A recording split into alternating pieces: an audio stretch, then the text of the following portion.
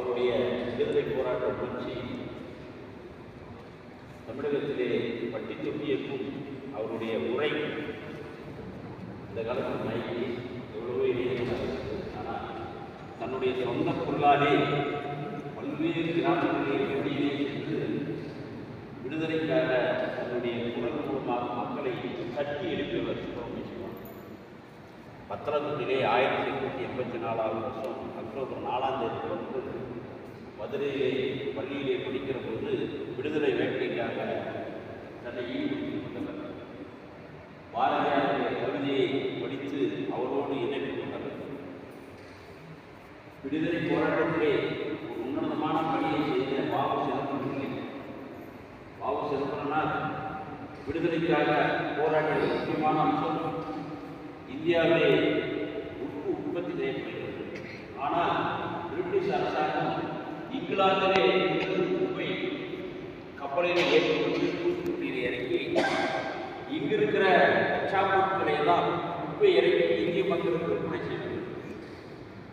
கப்பல் திரும்பி போகிற போது இந்தியாவில்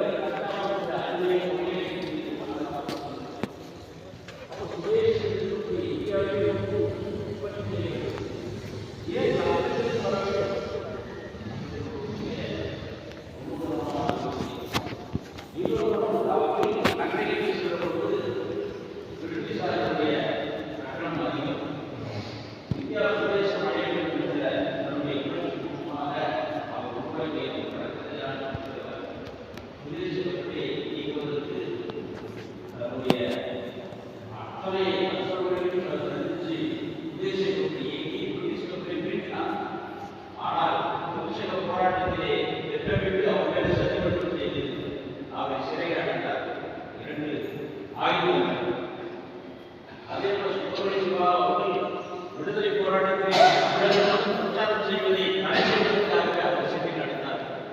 அப்போ சுப்பிரமணிய சிவா, பாரதியார், வாவு சிதம்பரம் 3 பேரும் தமிழகத்திலே இன்றைக்கு இருக்கிற சூழ்நிலையிலே இருக்கிற அடக்குமுறைக்கு எதிராக போராடிய அவர்கள் சிறையை அடைக்கப்பட்டு அவரை விடுதலை செய்கிறார்கள். கோயம்புத்தூர் சிறையிலே அதே சிறையில் தான் வாவு சிதம்பரம் அவர்கள் சென்றிருக்கிறார்.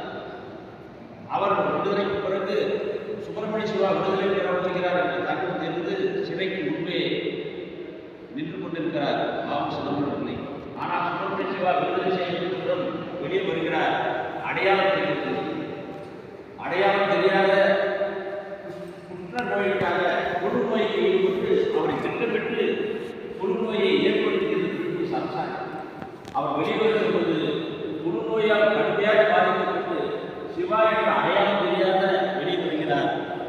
சுப்பிரமணிய சிவா வாவுசியை பார்த்து அடையாளம் கண்டுபிடிக்கிறார். ஆனால் வாவுசி தெரிவதில்லை. அதன் பிறகு அவரிடம் போய் சந்தித்து பேசும்போது சுப்பிரமணிய சிவா என்று கட்டி தழுவுகிற போது கட்டி அடைக்கிறார். தொழுநோயெல்லாம் கண்டு அப்படிப்பட்ட ஒரு மாபெரும் தலைவர்கள் இந்திய விடுதலை பேசுகிறார். ஆனால் இந்திய விடுதலைக்காக போராடி கொண்டிருக்கிறார். அவர் காப்பாற்றத்தில் இருக்கக்கூடிய முக்கியமான ஒரு தலைவரோடு தொடர்பு கொண்டு இங்கு தங்குவது வேண்டும் என்று சொன்னால் அவர் மூலமாக 9 ஏக்கர் நிலத்தை இங்கு வாங்கினார். அதற்கு என்ன செய்ய வேண்டும் என்பதற்காக பாரதமாக கோயில் கட்ட வேண்டும் என்று அதற்கான அடிப்படை வங்காளத்தில் பெரிய விடுதலை போராட்டங்கள் சித்திரஞ்சன் அவரை கொண்டு வந்து இதே பாரதமாக அடிக்கடி நாட்டினார். ஆனால் அவர் கிடைக்கின்ற காலத்திலிருந்து இன்றைக்கு வரைக்கும் கட்ட முடியாமல் இருந்தது. ஆகவே அதற்கு பிறகுதான் தமிழகத்தில் பல அரசியல் முறையான உட்பட சட்டமன்றத்தில் இந்திய கம்யூனிஸ்ட் கட்சி அவர்கள் தொடர்ந்து போராடி கொண்டிருக்கிறார்கள். 1980ஆம் ஆண்டு அனைத்து இளைஞர்கள் கூட்டத்தினுடைய மாவட்ட போராடி இதே மாவட்ட நடக்கிற போது அப்பொழுது மாவட்ட செயலாளர் நஞ்சன் மற்றும் துணை செயலாளர் ஆர்வத்தோழர் பேரின்பர், அதே போல மாவட்ட தலைவர் கலைமணி இவர்கள் தலைமையில் போராட்டத்தை ஈடுபட்ட பிறகுதான் போராட்டப்பட்டது போல இந்த இயக்கத்திற்கு பிறகு இந்த சுப்பிரமணிய சிவா நிறைவாளர்களாக உருவாகிறது. அதற்கு இந்திய கம்யூனிஸ்ட் அனைத்து கடும் போராட்டம் நடத்திருக்கிறது. அதே போல பாரத மாதாவை கட்டுவதற்காக சுதந்திர போராட்ட தியாகி இன்றைக்கு வேட்டைக்கு எதிர்ப்புமாக இருக்கக்கூடிய அறிவிப்போட பிரஜாசபா பாரத மாதா கோயில் கட்டுவதற்காக அனைத்து அரசியல் கட்சி தலைவர்களும் சென்று மனு அளிப்பார். அதற்கு பிறகு அரசாங்கம் ஒரு சிறிய கோயிலை உருவாக்கியிருக்கிறார்கள் இன்றி. ஆனால் இந்த இடம் பாரத மாதா கோயில் கட்ட வேண்டும் என்று சித்தரஞ்சனை கூட்டு வந்து அடிக்க வேண்டும் விடுதலைக்காக தன்னுடைய அர்ப்பணிப்புகளை பாரத மாதா விடுதலை போராட்டத்தை நிறைவேற்றியவர்கள் சுப்பிரமணிய சிவா அவரை கொடுத்த பாபு போன்றார் பாரதியார் பெரும் தலைவர்.